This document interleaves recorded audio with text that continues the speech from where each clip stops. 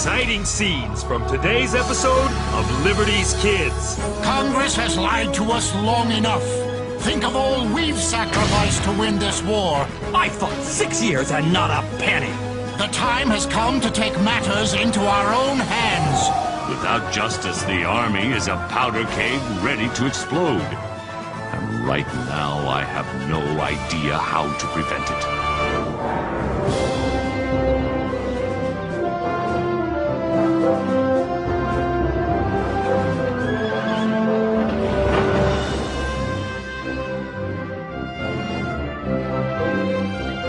My dear Moses, I write you today with monumental news.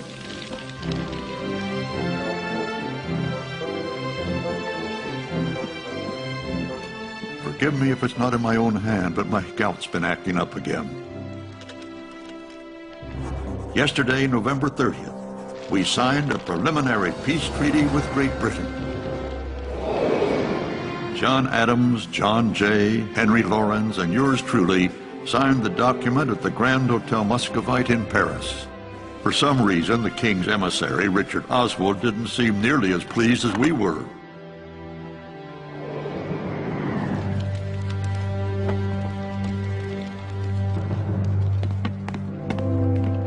Liberty is ours, though one troubling question remains. We've won our war, but can our new nation survive in peace? Dr. Franklin, forgive me for interrupting, but I'm in an absolute state. The British ministers refuse to let me paint them signing the peace treaty. I won't be able to finish. Look at it this way, Mr. West. You must abandon a painting. The British must abandon a country.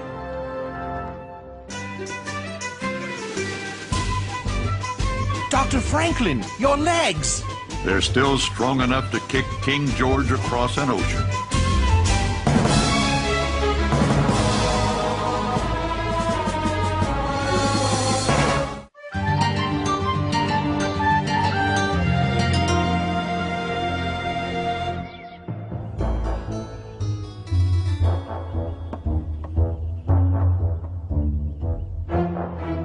Henri, at least pretend you have manners. Wait for me. Sorry, it just smells so good.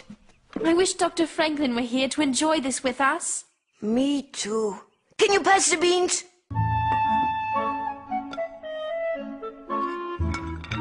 And Moses as well.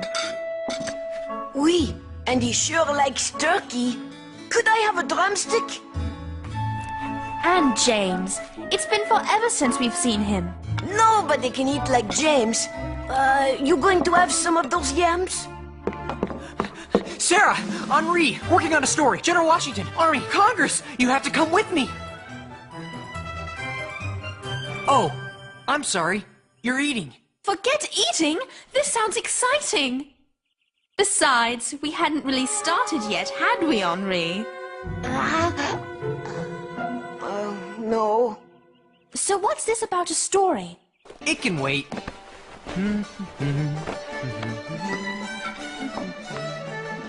I haven't eaten all day. But we haven't seen you in months! And you can't just leave us hanging! Yeah, we are journalists too. Okay. What if I told you General Washington could have had the chance to become King of America?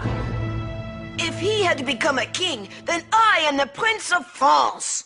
I don't understand. Didn't he fight to get rid of a king? I'd better start at the beginning. Remember how I went to visit General Washington and the Continental Army?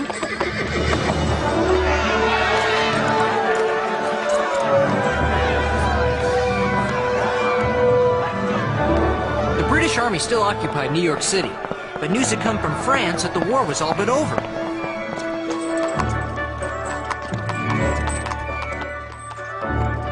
Whoa, Caesar, time to eat.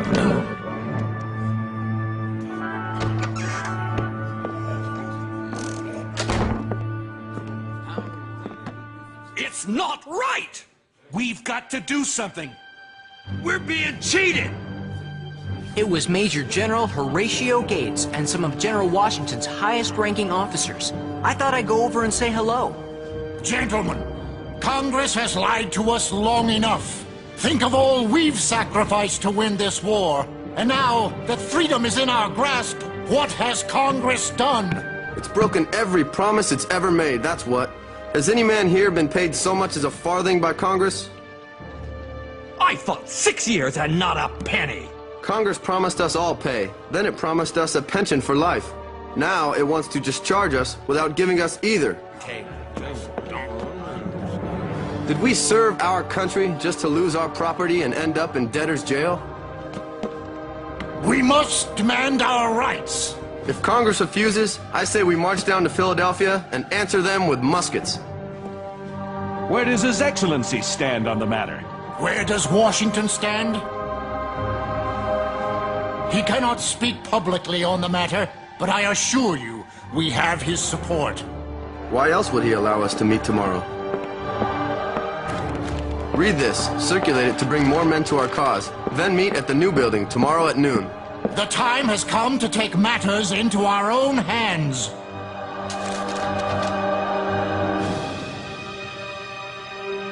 If you have sense enough to discover, and spirit to oppose tyranny, whatever garb it may assume, awake to your situation. If the present moment be lost, your threats hereafter will be empty. What they were talking about sounds like armed rebellion. It's mutiny. This is the second such letter to be circulated amongst my officers. I ordered them to postpone their meeting, hoping they would reconsider. Obviously, they have not.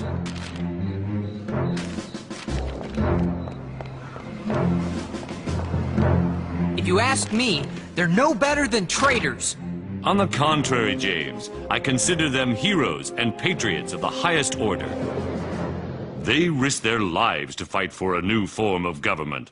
And now they feel that government's turned its back on them. But what they've said about Congress comes from honest frustration. They haven't been paid, and there's little chance they will be. But why? The National Treasury has no money. Congress has no power to raise taxes. And the states can't pay what they promised to. The simple truth is that without a strong central government, our republic cannot survive. I heard one of the officers say that you would support an armed uprising on Congress. Is that true? There's something I'd like you to see.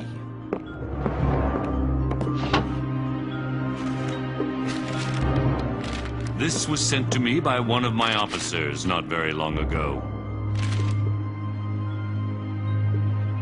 He's asking you to become King of the United States. He's saying the army would stand behind you. Have you ever heard of Caesar?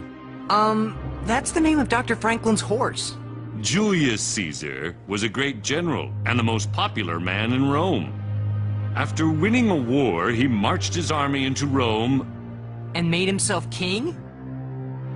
And made himself king. I don't believe it! George Washington would never declare himself king! Never! Would he? Of course not. Anyone with half a brain knows George Washington would never do a thing like that. You'd never declare yourself king. Would you?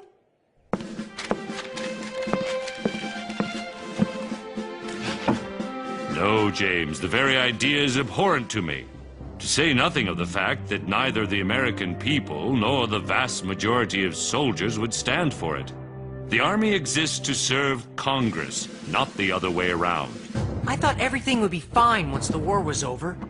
Now it seems like things are worse than ever. Without justice, the army is a powder keg ready to explode. And right now, I have no idea how to prevent it.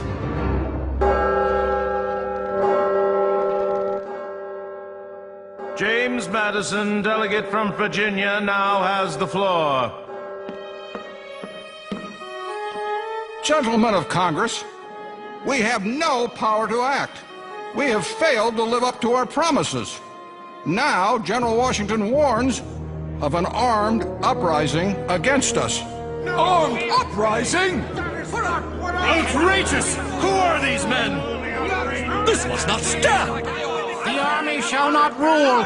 If we do not find some means to pay these honorable men, God only knows what will happen next.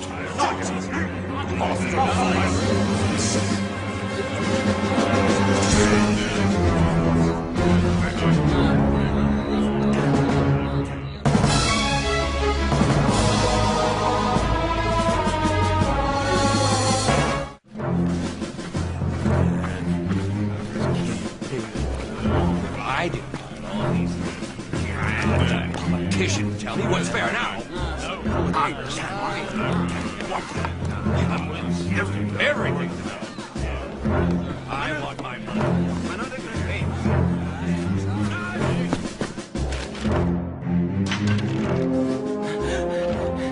General Washington! The officers at the meeting hall! I've been composing my speech. It will be the most important one I'll ever make. I only hope it doesn't fall on deaf ears. I'd be willing to listen, if you'd like to rehearse it.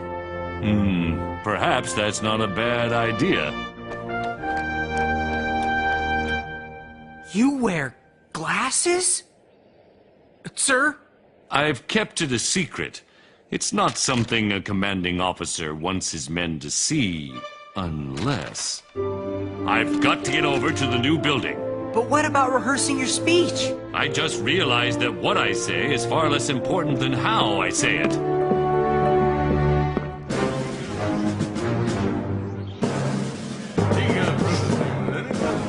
Gentlemen, we are gathered here today to make a decision.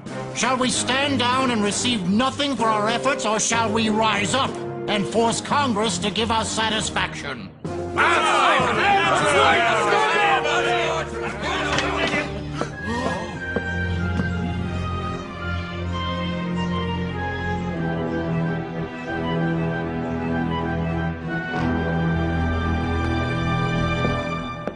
With your permission, General, I would like to address the officers. We'd be honored, Your Excellency.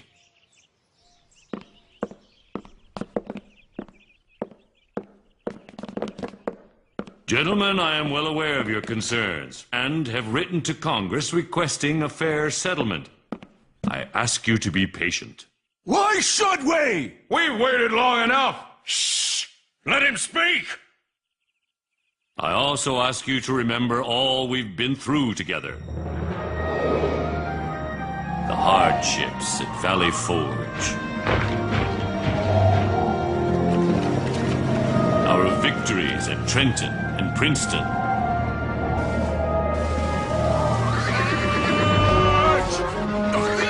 The Fiend! Klaus!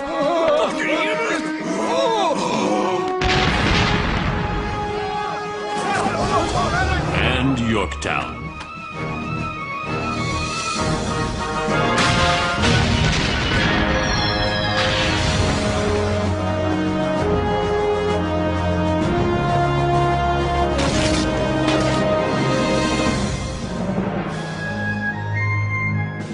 Think of our brothers in arms who sacrificed their lives for liberty. Do you really want to turn your backs on them?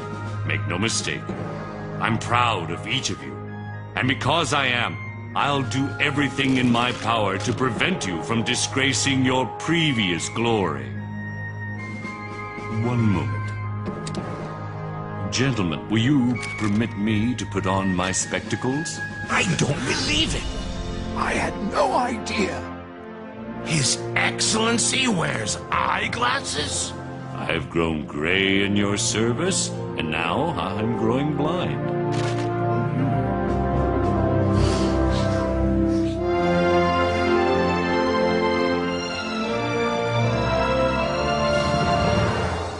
He stopped a rebellion just by putting on his eyeglasses?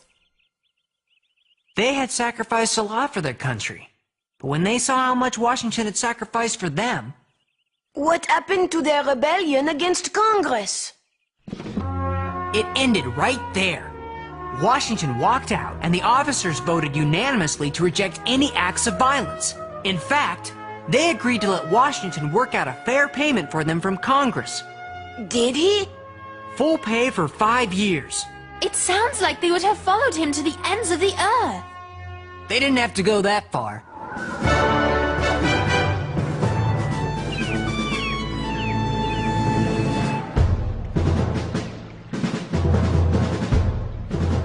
King George gave his blessing to the peace treaty, and General Sir Guy Carleton and the British Army evacuated New York City once and for all.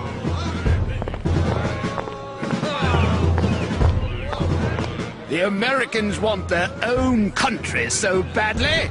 Well, they can have it. Julius Caesar made himself a dictator. But you know what George Washington did?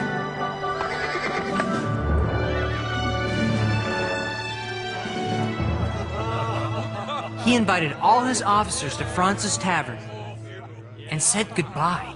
I have looked upon each and every one of you as a member of my family, and I wish that your future days will be as prosperous and happy as your former ones have been glorious and honorable.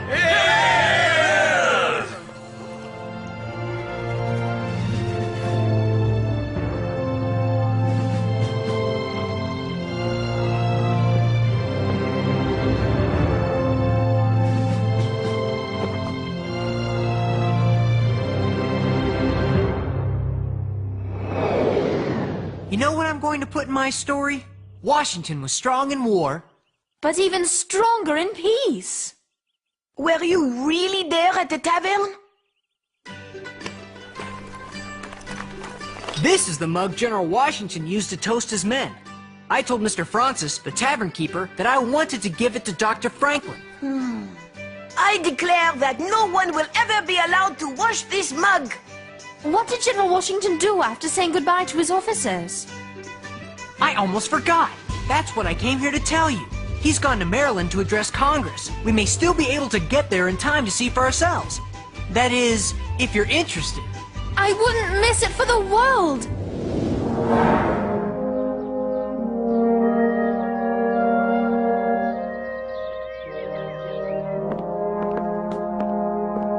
Gentlemen of Congress, I've come here today to thank you for your faith in me, and to surrender to your hands the trust you placed in me.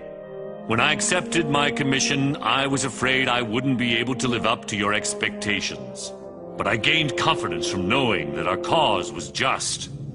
If I may, I'd like to speak of the debt I owe to the Army, and in particular to the members of my staff. A better group of men does not exist anywhere. I am fortunate to have served with each and every one of them.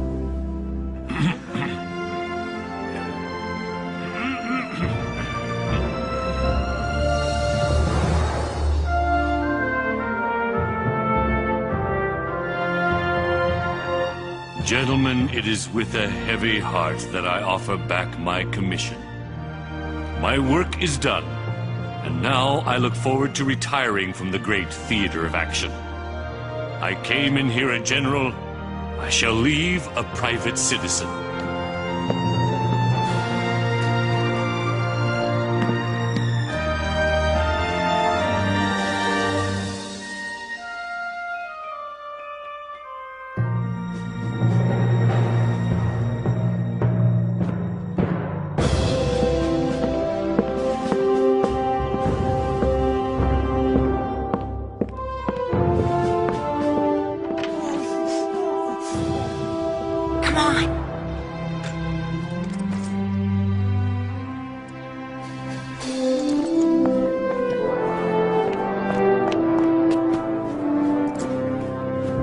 General Washington, sir? Can I still call you that? I don't see why not, James. Where are you going now? Home. I have a farm that needs tending to. Yeah!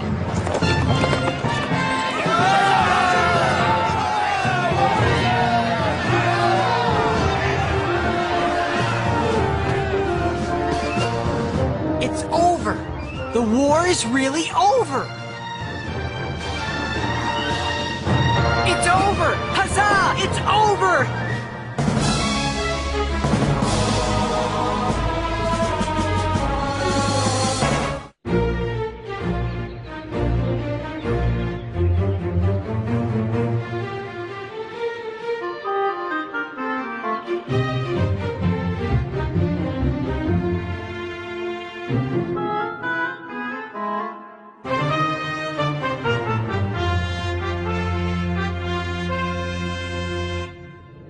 We have heard that the American General Washington has resigned his commission and returned to private life.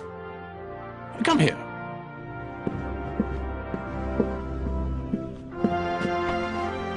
The country could have been his for the taking. I believe it to be true, Your Majesty. He's returned to the life of a farmer. If it is true, then George Washington is the greatest man alive.